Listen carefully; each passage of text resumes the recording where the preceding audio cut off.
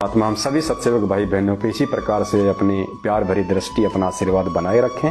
इस कलयुग की बिजली पीढ़ी में केवल हमारी भगवान से यही विनती है कि गुरुदेव केवल भक्ति दान देना परमात्मा, हमारे विश्वास को दृढ़ रखना परमात्मा, हम किसी के भटकाने से ना भटके, किसी के तोड़ने से ना टूटे परमात्मा, क्योंकि आगामी समय महाविनाश का है।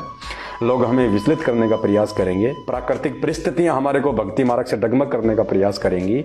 हे परमेश्वर, आप हमारे रक्षा कवच बन के परमात्मा हमारे इर्द गिर्द रहना, शब्द रूप में हमारे साथ में रहना। गुरुदेव, आपकी सिवा धरती पे हमारा कोई ठिकाना नहीं, हमारा कोई यारी नहीं, कोई रिश्तेदारी नहीं। भगवान, हम राजनेताओं के रिश्तेदार नहीं है परमात्मा, हम तो अपने रिश्तेदारों के भी रिश्तेदार नहीं रहे जब से आपका ज्ञान मिला, आपका ध्यान मिला है परमात्मा। आप ही हमारे असली भाई बंधु, तमेव माता च पिता तमेव, तमेव बंधु च सखा तमेव, तमेव विद्या च द्रविणम तमेव, तमेव सर्व मम देव देव। साधु माई बाप हैं, साधु भाई बंद, साधु मिलावे राम से काट यम के फंद। हे परमेश्वर, हम तुच्छ बुद्धि जीवों को अपने चरण कमल में रखना परमात्मा, हम सत्सेवक बच्चों पे विशेष मेहर और दया दृष्टि बनाए रखना परमात्मा। हे बंदी छोड़, आप अंतर्यामी हैं, आप ज्ञानी है, सर्व ज्ञानी है, सर्व ध्यानी है परमात्मा।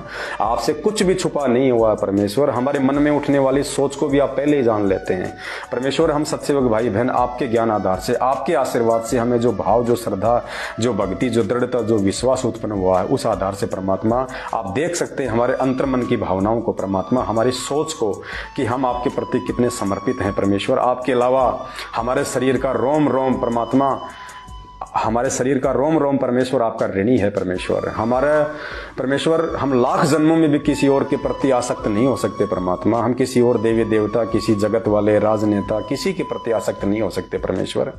हमें तो ऐसा लगता है जैसे कोई राजनेता या जैसे कोई जगत वाले लोग कभी मिलते हैं, बातें करते हैं, तो हमें तो ऐसा लगता है जैसे परमात्मा लैट्रिन के अंदर किसी ने तिनका डाल दिया और उसमें से बदबू उठ रही है परमेश्वर, नाक चढ़ा के चलना पड़ता है।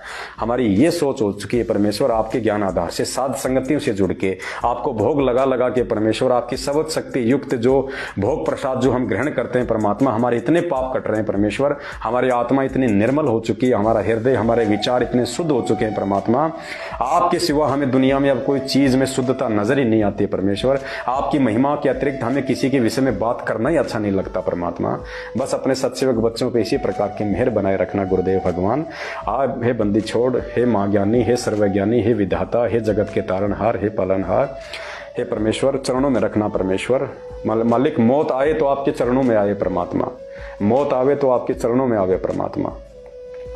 अगर हम नीचों का ऐसा कोई कुसंस्कार हो परमेश्वर, वैसे तो आप टाल देते हो परमात्मा, फिर भी यदि परमात्मा ऐसा कोई कुसंस्कार यदि हम नीचों का हो कि आपके चरणों से दूर होना हो, सुई की नोक जितना भी, तो परमेश्वर उसी क्षण हमारा ये मानव तन छुड़वा देना परमात्मा, और तुरंत हमें अपने चरणों में लेना, हमसे भक्ति करवाना परमात्मा। लेकिन आपके अतिरिक्त परमेश्वर हमारा और कोई ठोर ठिकाना नहीं है परमेश्वर। हमें खुद ही अच्छा नहीं लगता कहीं और किसी के विषय में बात करना।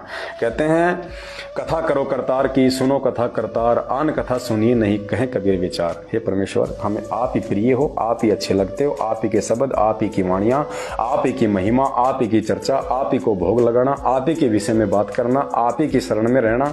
बस परमेश्वर, हमारे जीवन का केवल एकमात्र यही मकसद बच गया है। अब आगे जितने भी श्वास आपकी तरफ से शेष हैं परमेश्वर, प्रत्येक श्वास में आपकी याद बनी रहे, आपका स्मरण होता रहे परमेश्वर, और आपके चरणों में परमेश्वर उस मृग की तरह परमेश्वर आपके चरणों में आसक्ति लगाते हुए हमारे प्राण छूट जाए परमेश्वर।